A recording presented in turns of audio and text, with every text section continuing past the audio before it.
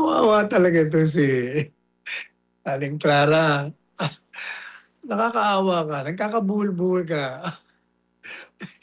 Eh, 'pag sinabi mong inuli, bakit mo huhulihin ang isang tao kung walang mandamiento ni aresto, kung walang ginawang paglabag sa batas?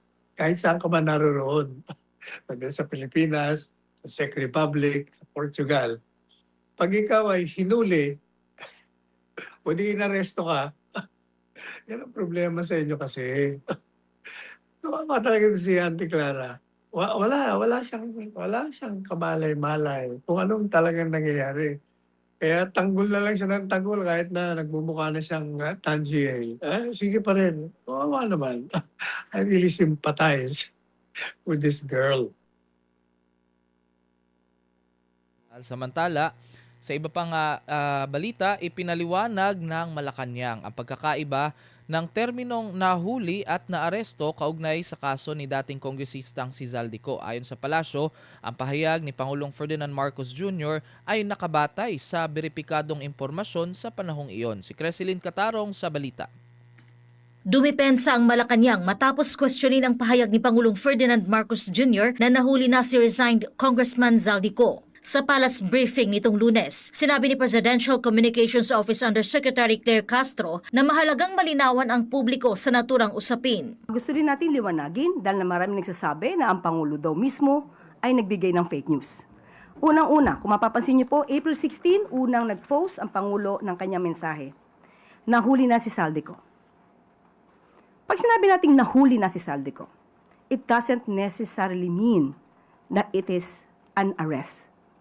Ayon kay Castro, ang salitang nahuli ay isang pangkalahatang termino na maaari ring mga hulugang napigilan o nahinto ang kilos ng isang individual at hindi raw ito otomatikong katumbas ng aresto. Binigyang diin ng palasyo na ang pahayag ng Pangulo ay nakabatay sa impormasyong natanggap sa panahong iyon kasabay ng patuloy na pakikipag-ugnayan sa pamahalaan ng Czech Republic. Noong Abril 17, nagbigay ng panibagong update si Marcos. Ayon sa kanya, pinigilan si Ko sa hangganan ng Germany tapos itong magmula sa Czech Republic at hindi siya pinayagang makapasok at ibinalik sa mga otoridad ng Czech Republic kung saan siya kasalukuyang nasa kustudiya.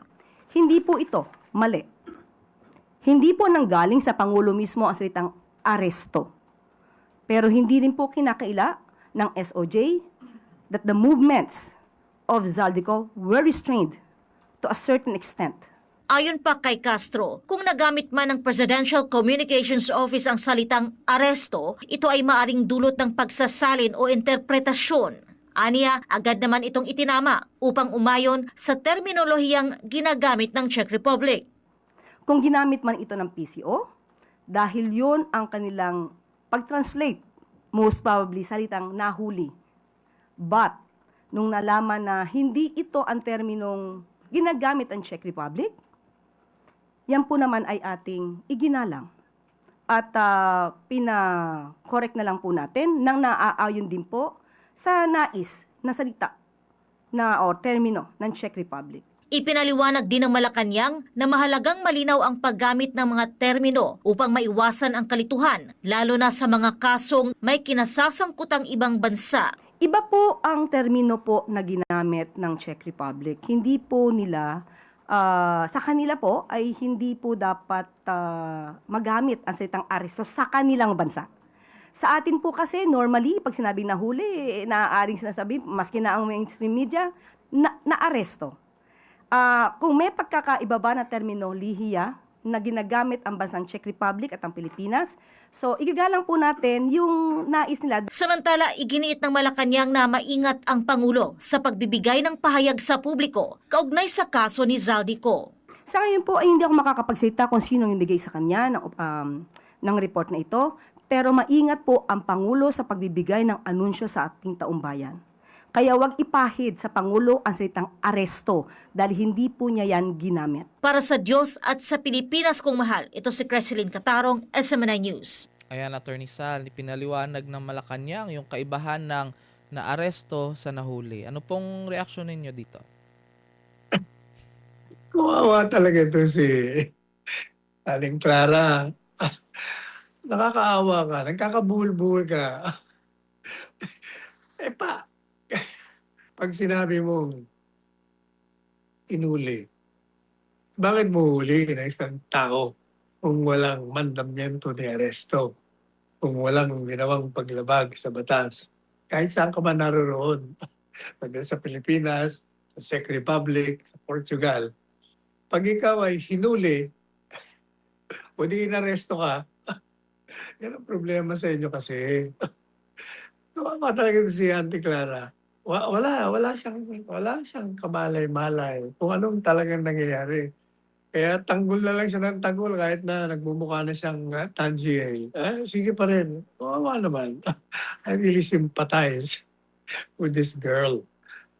Anyway, ang ano bang nangyari dun sa kay Saldico?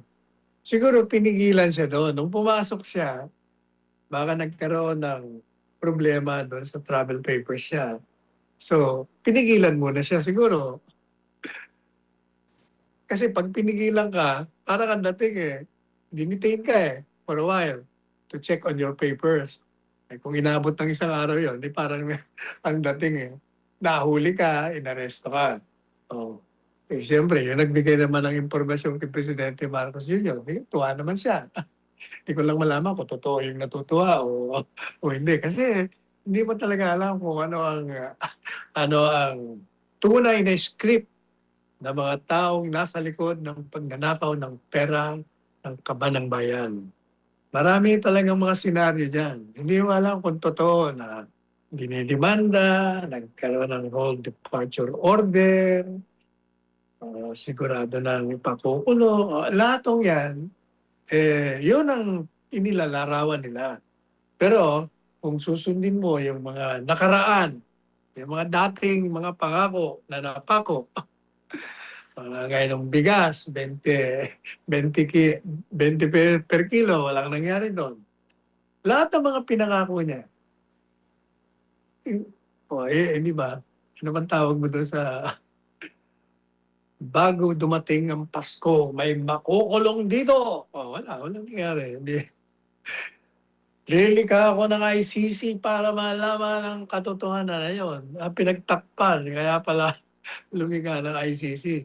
Madalit sabi, hindi na ho natin talaga alam kung ano ba talaga. Ang tingin natin, dalawa lang yan. Either this time totoo na ang mga pinapakita sa atin. Kaya naman, totoo, nakikita nating larawan. Pero sa likod niyan, meron silang script, drama, didemanda, maghahain ng mahinang kaso, makukulong sandali, i-release, pagkatapos, eventually, ma-shelter. Wala rin nangyari. Kaya sa ngayon, tinitingnan na lang natin na mag-antay na lang tayo. Kaya ikaw, Aling Clara, kawawa ka naman. ikaw lahat ang nag-a-absorb ng mga kasinungalingan ng mga principal mo. Ay, nako.